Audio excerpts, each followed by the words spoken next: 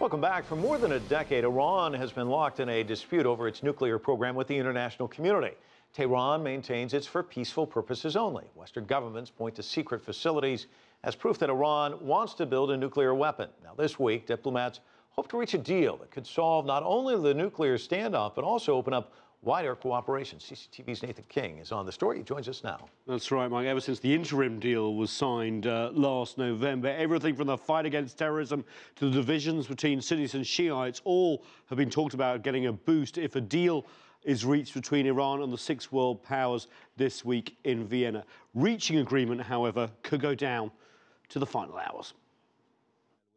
For months now, diplomats from six world powers have known what a deal over Iran's disputed nuclear program would look like. All that's missing are the details. How much uranium will Iran be allowed to enrich? How much will Iran reveal about its disputed nuclear program? How vigorous will international inspections be? And for Iran, when will international sanctions be lifted? I still think it's slightly above 50. I think at the end of the day, they've come so far. To walk away at this point is going to be tremendously costly for both sides. But a potential nuclear deal has also to get past domestic political hurdles. Yet analysts say the leaders of the US and Iran have an opportunity to find historic common ground. President Obama and Supreme Leader Ayatollah Khamenei have reportedly been exchanging secret letters in the past few years. The US Congress has been keeping the pressure on for a deal by pushing for more sanctions against Iran. But now that the US president's political opposition controls Congress, there are concerns it could set back chances for an agreement.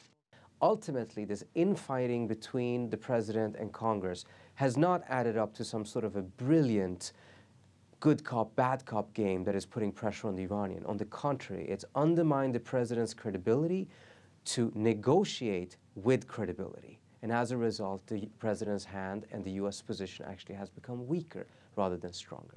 There are divisions too in Iran. The moderate government of Hassan Rouhani wants a nuclear deal done more than the hardline conservatives. Rouhani was elected to help fix the economy, and lifting sanctions would help. But some in Iran could never foresee a deal with the US. There are differences among the international negotiating partners too. Russia is key to any deal. Moscow has offered to process Iranian-enriched uranium into fuel, but there are deep divisions with the West over Ukraine and Syria.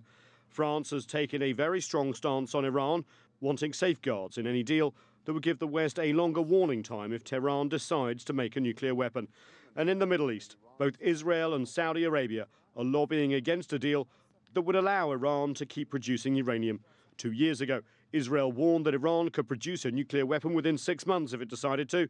And Saudi officials say they now may build uranium enrichment facilities if Iran is allowed to keep theirs.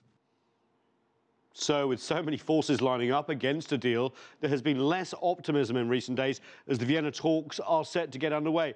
One possibility would be to extend the talks yet again for another 6 months. But given the current US political landscape and the continuing tensions in the Middle East, would a deal be any more likely in another 6 months' time, Mike? So what about the United States? Is there a chance that Obama can just unilaterally lift things? Yeah, he can, actually. If a deal is worked out by the November 24th deadline, the Obama administration has indicated he intends to waive sanctions temporarily without the approval of US Congress. But such a waiver could run out in 2 years as the law stands right now, and Iranians might be asking themselves, what would a new US president do? Hence the tensions between what the Iranians believe President Obama can deliver and, of course, the domestic differences here as well. Tensions over there, tensions definitely here in Washington as well with the political landscape It's going to go down to the wire. Everyone says it is. All right, Nathan, thanks so much.